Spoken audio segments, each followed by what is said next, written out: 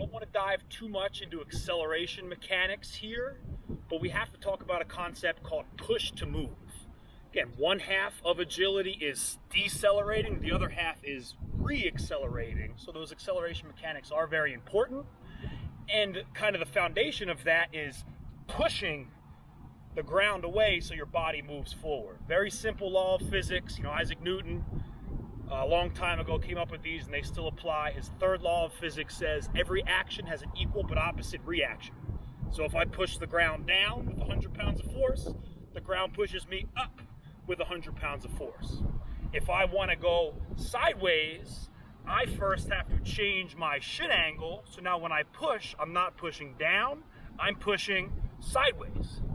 If I want to move forward, I have to change my shin angle. So when I push the ground backward.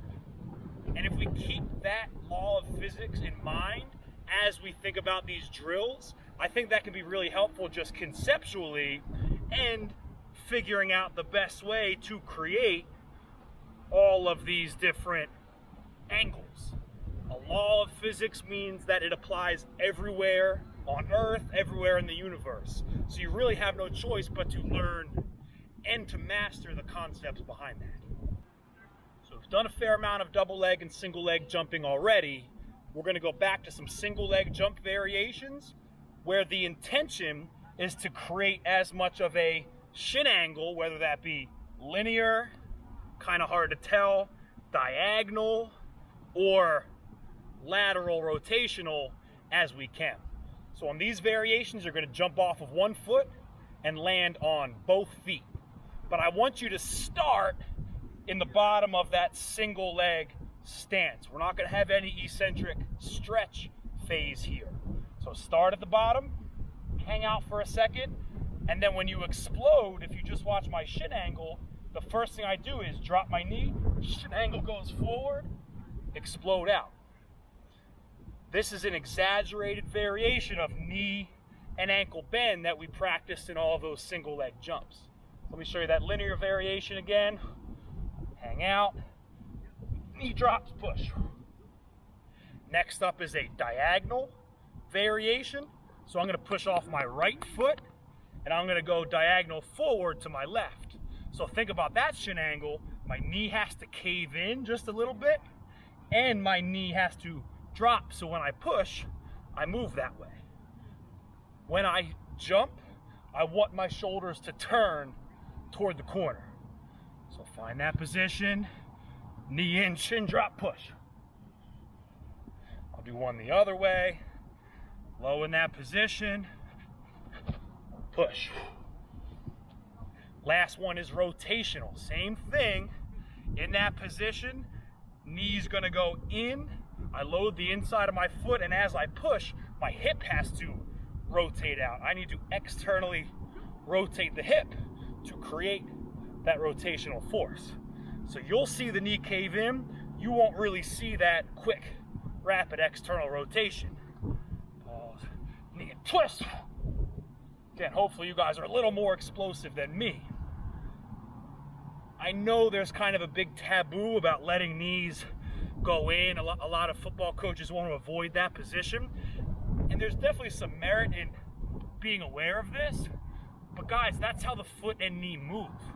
When you come into that position, you get a big load on the inside and transverse arch of your foot, which are big, strong muscles. You have a muscle in the knee right here, the VMO, that really only loads in that position. And you have a muscle in the hip that really only loads in that position. If you watch basketball players, they've mastered that knee and then explode. It's when you don't have the fundamental movement patterns of the foot, knee, and hip and that proper coordination, that's when that position can become a problem. So if this is something you never practice, yeah, this can be a problem when you get on the field. But if your athletes have mastered this position through repetition, it's actually relatively safe and a lot more efficient and powerful when it's time to get on the field. Again, we're not going to talk a ton about acceleration mechanics, but we have to brush up on some things. This is I call this our single leg burst.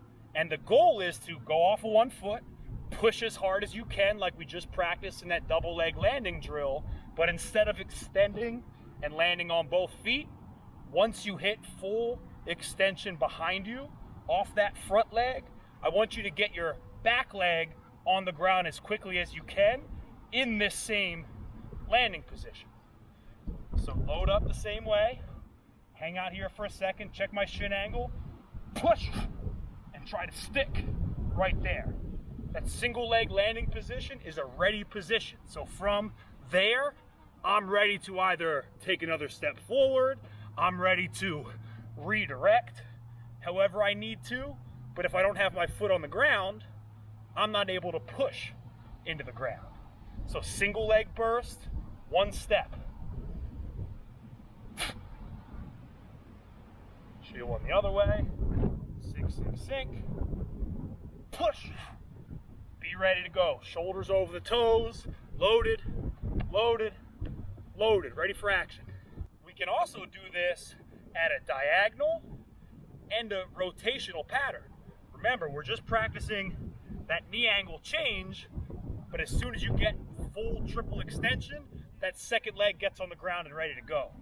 So here's my diagonal. Shift, shoulders turn. I'm ready for that next move, whatever it is. You see I'm having some trouble sticking that position. It's not that natural, but you gotta get strong in order to go fast. So first step is practice landing. Same thing going this diagonal. Shift, push. I'm ready for some work. Last one is rotational. As I push off that left foot, my shoulders are gonna turn. I'm going in this direction, and my right foot's gonna land facing this way in that single leg landing. Tough one. Same thing coming back.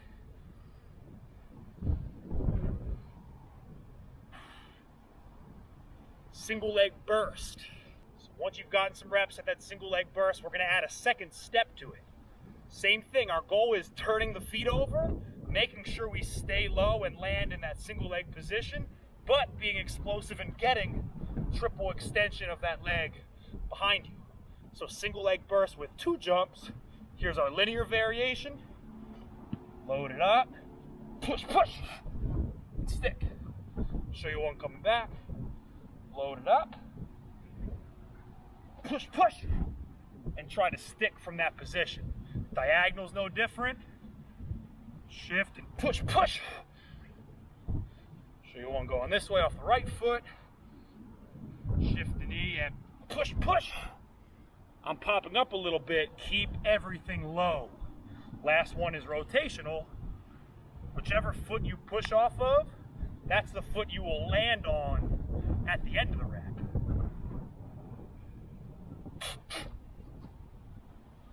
Last one coming back.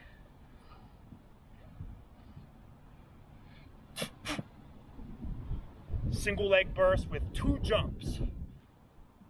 All right, last variation of the single leg burst, I call this a triple jump. Now, if you've ever watched a triple jump in track, it's a big push, then the third jump, the guy is selling out and really covering as much ground as you can. This is a little more tight quarters because we're starting from a stationary position, but the goal is the same. You'll repeat that 2 jump, step, step, but as soon as that second foot hits the ground, you're gonna push and jump as far as you can. An exaggerated, broad jump, landing on both feet. So linear version, load it up, push, push, jump. Slid a little bit on that one. Same thing coming back. Load it up, push, push, jump. Do your best to stick the landing. Nothing changes with diagonal, push, push, jump. I know I'm out of the screen there. And then rotational, same deal. Load it up, push, push, jump. Sticking your landing every time. That's your single leg burst with a triple jump.